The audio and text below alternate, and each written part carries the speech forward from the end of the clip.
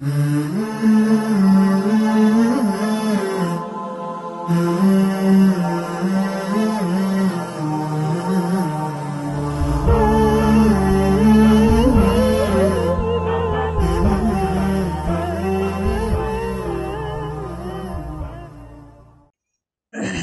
اللہ الرحمن الرحیم نحمده ونصلی علی رسولہ الکریم اما بعد۔ معزز ناظرین گرامی، پروگرام اسوہ رسول اکرم صلی اللہ علیہ وسلم میں سیف الرحمن آپ کی خدمت میں حاضر ہے۔ معزز ناظرین، آج کے اس پروگرام میں ہم حضرت صلی اللہ علیہ وسلم کے کسر نفسی کے حوالے سے کچھ گزارشات کریں گے۔ اللہ رب العزت نے دنیا میں آپ کو سب سے بڑا منصب عطا فرمایا تھا، کیونکہ دنیا کے جو اعزاز ہے ان اعزاز میں سب سے بڑا اعزاز نبوت ہوتا ہے، لیکن اس کے باوجود ہم دیکھتے ہیں حضرت صلی اللہ علیہ وسلم کے سیرت کو اٹھاتے ہیں تو اس میں حضرت صلی اللہ علیہ وسلم کے کسر نفسی کے واقعات بہت زیادہ ہمیں ملتے ہیں۔ حضرت صلی اللہ علیہ وسلم ہمیشہ دعا کیا کرتے تھے، اللہم احینی مسکینا وامتنی مسکینا واحشرنی فی زمرۃ المساکین، کہ اللہ مجھے کسر نفسی کے ساتھ،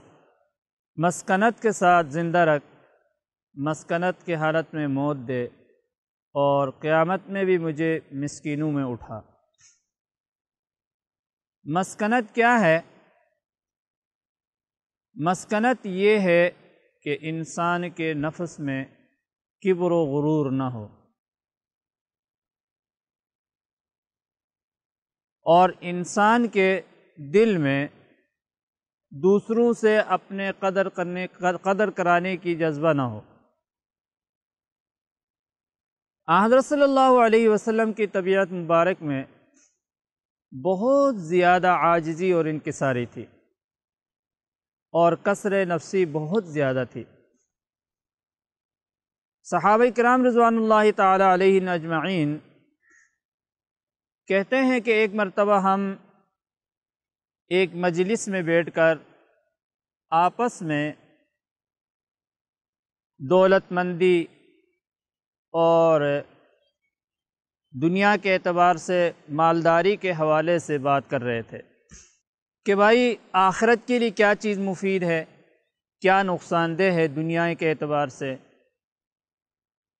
اور آیا دنیا کی یہ جو ثروت ہے، دولت ہے، یہ آخرت کے لیے نقصان دہ ہیں یا نہیں ہے؟ تو حضرت صلی اللہ علیہ وسلم نے فرمایا، صاحبو، اصل جو چیز ہے وہ زہد اور تقوی ہے، اور طبیعت کے اندر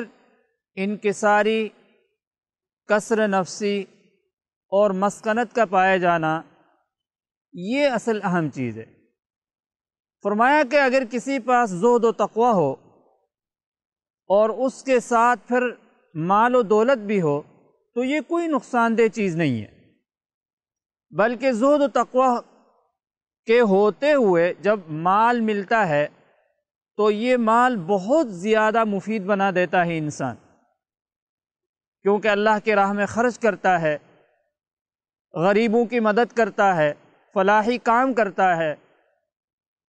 تو فرمایا کہ زہد و تقوی کے ساتھ ساتھ فرمایا دولت مند ہونا یہ کوئی نقصان دہ چیز نہیں ہوتی بلکہ اچھی چیز ہے۔ اور پھر فرمایا کہ اس سے بڑھ کر انسان کو اللہ تعالیٰ صحت دے تو فرمایا کہ بھائی یہ اس سے زیادہ بہتر چیز ہے۔ تو حضرت صلی اللہ علیہ وسلم کے طبیعت مبارک میں بہت زیادہ کسر نفسی تھی۔ صحابہ کرام رضوان اللہ تعالی علیہم اجمعین فرماتے ہیں کہ حضرت صلی اللہ علیہ وسلم کبھی بھی ہم نے نہیں دیکھا کہ آپ کے رویے سے آپ کے رویے سے اور آپ کے جو نا زبان مبارک سے کبھی بھی کسی کو اس طرح کی جو نا کوئی چیز سامنے آئے کہ جس سے یہ پتہ چلتا ہو کہ آپ صلی اللہ علیہ وسلم اپنے نفس کے اندر یہ خواہش رکھتے ہیں کہ لوگ باقاعدہ طور پر آپ کی عزت کریں، نہیں، بلکہ آپ صلی اللہ علیہ وسلم کے کردار کی وجہ سے لوگ آپ سے محبت کرتے تھے۔ اور آن حضرت صلی اللہ علیہ وسلم کبھی بھی اپنے صحابہ میں کہتے ہیں کہ پاؤں پھیلا کے نہیں بیٹھتے تھے۔ جس طرح بڑے لوگوں کا کام ہوتا ہے کہ ایک جگہ اپنے جب مسند پر بیٹھے ہوتے ہیں اور متعلقین سامنے بیٹھے ہوتے ہیں تو عام طور پر وہ اپنے آپ کو ممتاز کرنے کے لیے پاؤں پھیلا کے بیٹھ جاتا ہے، ہم لوگ ٹیک لگا لیتے ہیں جس سے امتیازی شان ظاہر ہوتی ہے۔ حضرت انس بن مالک رضی اللہ تعالیٰ عنہ کہتے ہیں کہ ہم نے کبھی بھی ایسا نہیں دیکھا کہ آپ صلی اللہ علیہ وسلم اپنے صحابہ کے مجلس کے بیچ میں بیٹھے ہوئے ہوں اور آن حضرت صلی اللہ علیہ وسلم نے ان کے طرف پاؤں پھیلایا ہو، اور فرمایا ایسا تو ہم نے دیکھا ہے کہ آن حضرت صلی اللہ علیہ وسلم ایک مجلس میں بیٹھے ہوئے ہیں اور باہر سے کوئی آیا، اس کے لیے جگہ نہیں تھی تو آن حضرت صلی اللہ علیہ وسلم تھوڑے سے سرک گئے اور اس کے لیے جگہ بنائی۔ صحابہ کرام رضوان اللہ تعالیٰ علیہم اجمعین کو کہا تھوڑا سا سرک جائیں اور بھائی کو بٹھا دیں، لیکن ایسا کبھی بھی نہیں ہوا کہ آپ صلی اللہ علیہ وسلم متکبرین کی طرح پاؤں پھیلا کر بیٹھے ہوئے ہوں، اور یہ بھی کبھی نہیں ہوا کہ آن حضرت صلی اللہ علیہ وسلم نے بائی امر کے طور پر یعنی حکم کے طور پر کسی کو یہ کہا ہو کہ وہ آپ صلی اللہ علیہ وسلم کے پاؤں کو دبائیں سوائے اپنے ازواج مطہرات کے۔ تو یہ کیا تھا؟ اتنے بڑے منصب کے مالک ہونے کے باوجود اور اللہ رب العزت کے برگزیدہ ہستی ہونے کے باوجود آن حضرت صلی اللہ علیہ وسلم کی طبیعت مبارک پر اتنی